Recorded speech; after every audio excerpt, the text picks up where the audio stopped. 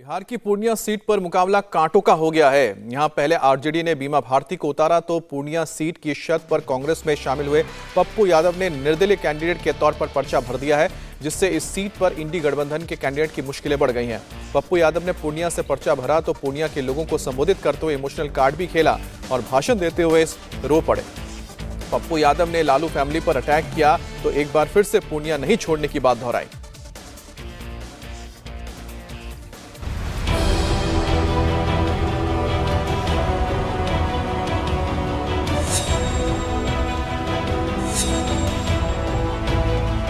पूर्णिया से नामांकन, पप्पू का इमोशनल संबोधन।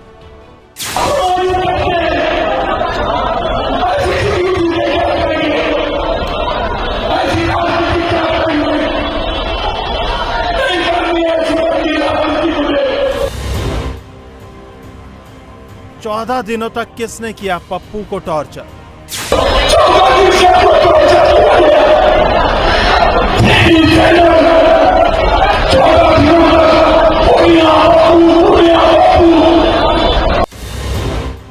पर्चा भरते ही महागठबंधन पर बरसे पप्पू यादव।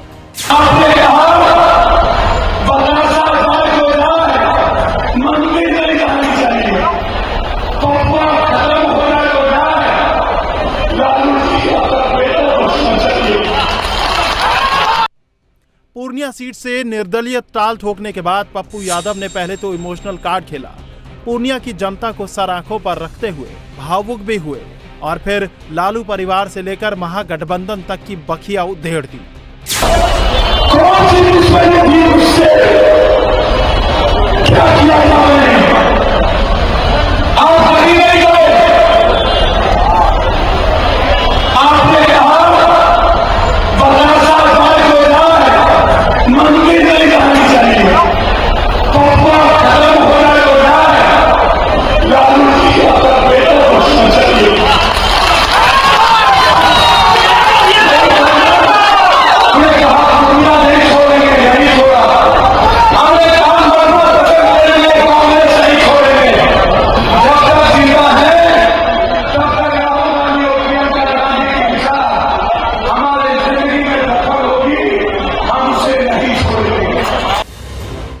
पूर्णिया सीट से पप्पू यादव के नामांकन को आरजेडी जहां निर्दलीय करार दे रही है, वहीं पप्पू यादव राहुल गांधी को नेता बताते हुए अब भी इंडिया अलायंस को मजबूत करने की बात कह रहे हैं।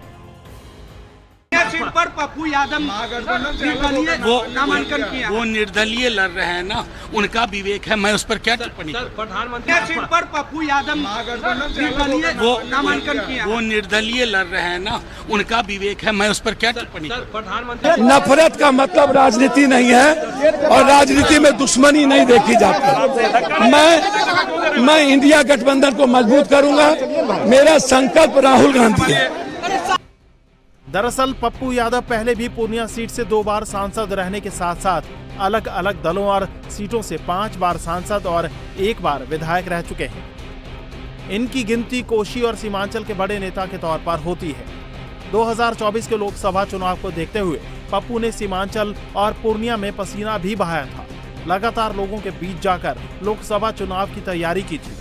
लोकसभा चुनाव की घोषणा के बाद अपनी जन अधिकार पार्टी का विलय भी कांग्रेस में कराया, लेकिन पप्पू यादव को तब झटका लगा जब पूर्णिया सीट आरजेडी के खाते में गई और वहां से बीमा भारती मैदान में उतार दी गई।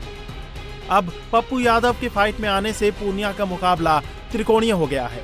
एक और जहां आरजेडी की बीमा भारती मैदान में है तो एनडीए से हैट्रिक लगाने की उम्मीद से संतोष कुशवाहा है।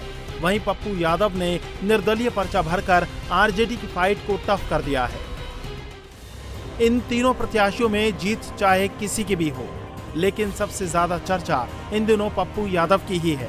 सोमवार को पर्चा भरने के बाद पप्पू ने अपने विरोधियों पर उनके पॉलिटिकल मर्डर तक की साजिश के आरोप लगा दिए। तरीके से मेरे पार्टी भी खत्म हो गए।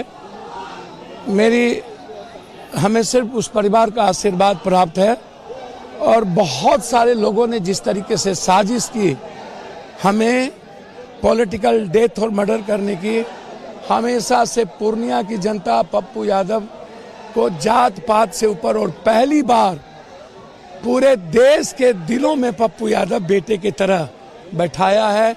सबकी एक ही आवाज है, पूर्णिया और पप्पू, पप्पू और पूर्णिया।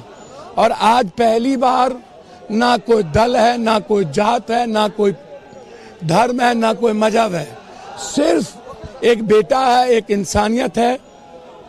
मैं इतना ही जानता हूँ, इसके अलावा कुछ नहीं जानता हूँ। दीदी, आप जैसे आज बोल रहे हैं, नॉमिनेशन किए हैं, हाँ हाँ। जैसे यहाँ पे पप्पू यादव जी बहुत प्रतीक्षित थे। अच्छा छोड़िए ना, कौन क्या कर रहा है, जो है कि सभी का अधिकार है चुनाव लड़ने का। अब मना तो कर नहीं सकते हैं, हम आग्रह ही कर सकते हैं सभी से। उनसे भी आग्रह करेंगे कि वो हमारे साथ रहे। हम तो कहेंगे साथ रहे। समर्थन मिलेगा आपको? पप्पू जी का समर्थन मिलेगा क्या आपको? समर्थन मिलेगा क्या? बिल्कुल मिलेगा, गार्जियन है वो। क्या अपील करेंगे उनसे? उनसे क्या अपील करेंगे? पूरा अपील ही करते आ रहे हैं, करते रहेंगे अपील। ठीक है, ठीक है, ठीक है।